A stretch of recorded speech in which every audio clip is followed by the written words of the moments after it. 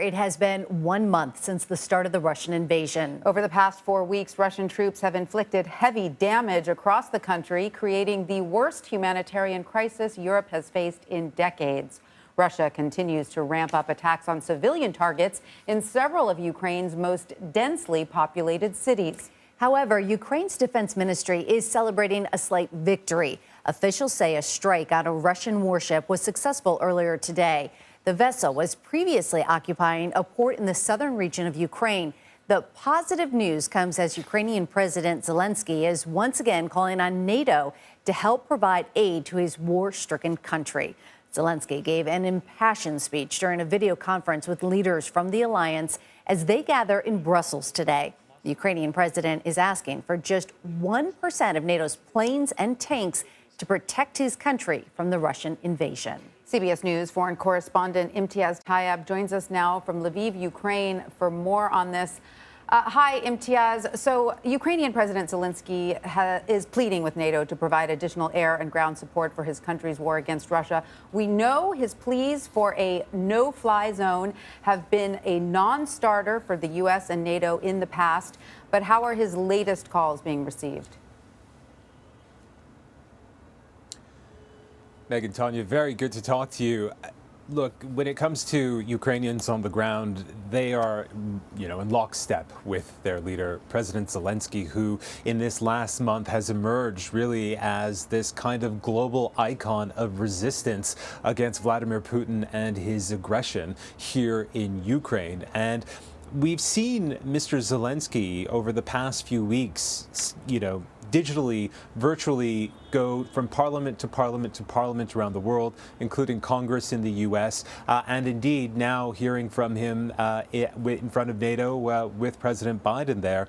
And what I've noticed and what I've sort of observed with every sort of passing address that he makes is he's becoming more and more sharp, if you will, or strident, if you will, in his appeal and frankly his demands. And I think what stuck with me is what you said in your introduction, which is this idea of 1%, where he said, all I need is 1% of your tanks.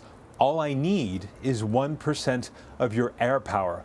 All I need is 1% of your weaponry, and I can fight Vladimir Putin and his forces. And in a way, he's not wrong. When we consider just how successful Ukrainian forces, who really have surpassed everyone in their expectation for putting up this kind of extraordinary resistance against Russia, which is far more powerful militarily, you can't help but sit there and think maybe he has a point. And again, when you talk to your average Ukrainian, they say the same thing to me over and over again. We need more weapons, we need more firepower, we need more support. And many hope that this meeting in NATO that President Biden will be at will materialize in that very support, that the people of Ukraine will receive those weapons, and more importantly, so does the Ukrainian army. All Tanya, eyes on that. Yeah, Imtiaz, all eyes on that meeting for sure. I want to talk a little bit about the death count on both sides. It has been staggering. NATO estimates between 7,000 and 15,000 Russian soldiers have died during the past month of fighting in Ukraine. We've talked about this before. Do you see any change in how these numbers could possibly affect Russia's strategy for the invasion in the days and weeks ahead? I mean, these numbers are breathtaking, right? They're staggering. And more importantly, the fact that we have this kind of number of 7,000 to 15,000 also tells you just how hard it is here on the ground to really kind of accurately assess what's happening. And not just from the Russian losses, but also the Ukrainian as well, as you so rightly point out.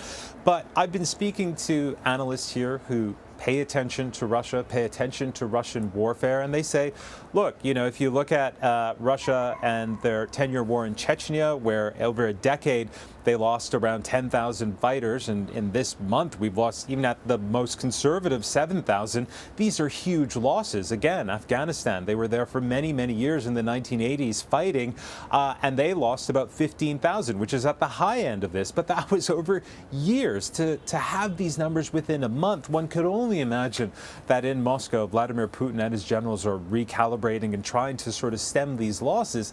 And yet we're being told quite the opposite, that the losses that they're experiencing on the ground really hasn't changed their calculus, has not sort of, interrupted this plan, that they are going to keep moving forward here in Ukraine, and that their military objectives, which is to weaken this country, in their words, demilitarize this country, will continue with horrifying effect.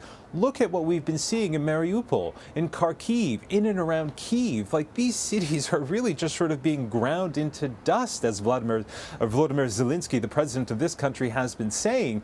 And if that really is Russia's tactics, I think the sad reality of this situation and the scary reality of the situation is the horrors we've seen over this last month will likely last much, much longer. Tanya. Imtiaz Tyab in Lviv, Ukraine. Thank you so much for that. We appreciate your excellent reporting.